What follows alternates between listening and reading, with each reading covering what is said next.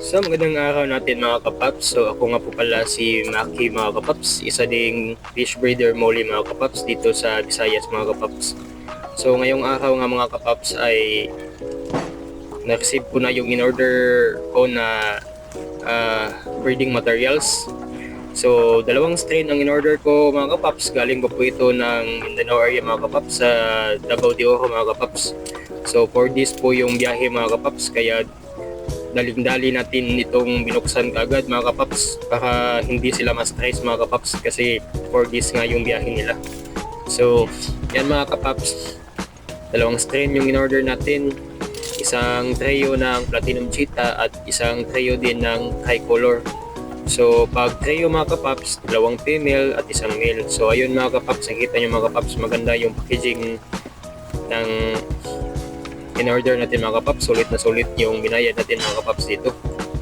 So kaya pala ako bumili ng iba't ibang strain mga kapaps kasi wala akong ganitong strain mga kapaps, at nagagandahan din ako sa kulay nito mga kapaps, lalong lalo na sa kanilang mga mata at body formation po mga kapaps. So ayun nga mga kapaps, maganda ang packaging niya, may plastic tupperware pa ito mga kapaps. So galing po ito kay Sir Tikoy House mga kapaps, isa ding sikat na breeder sa Mindanao area mga kapaps. So bumili ako ng isang trio ng Platinum Cheetah. So nakikita nyo mga kapaps, yan po ay Platinum Cheetah mga kapaps. Yan po ang ating in-order mga kapaps.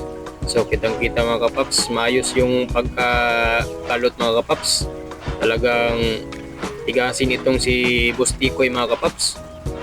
Magaling talaga ito si Bustikoy mga kapaps. So nakikita nyo mga kapaps, so sulit na sulit yung in-order natin dito mga kapaps. So kaya ako bumili nito mga kapaps kasi gusto kong magpahami ng Platinum Cheetah mga kapaps at Trico mga kapaps.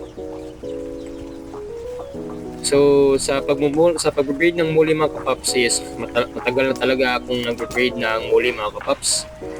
Back 2003 pa ata mga kapaps, bata pa ako noon mga kapaps.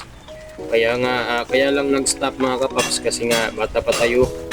So ngayon mukhang nagka-interest ako mga kapaps, kaya nag-order ako ulit, at ito na nga mga kapaps, bumalik ako sa pag-fish keeping. So yan mga kapaps, in-acclimate na natin yan. So kapag nag-order kayo mga kapaps, dapat i-acclimate nyo yan ng mga 20 to 25 minutes mga kapaps para hindi mabigla yung mga isda natin mga kapaps.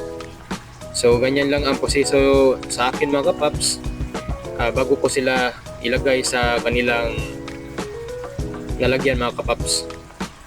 So ayan ang proseso ko mga kapaps.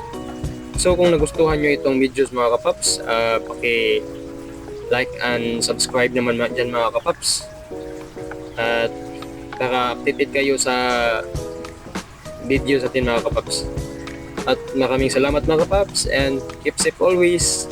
Bye bye.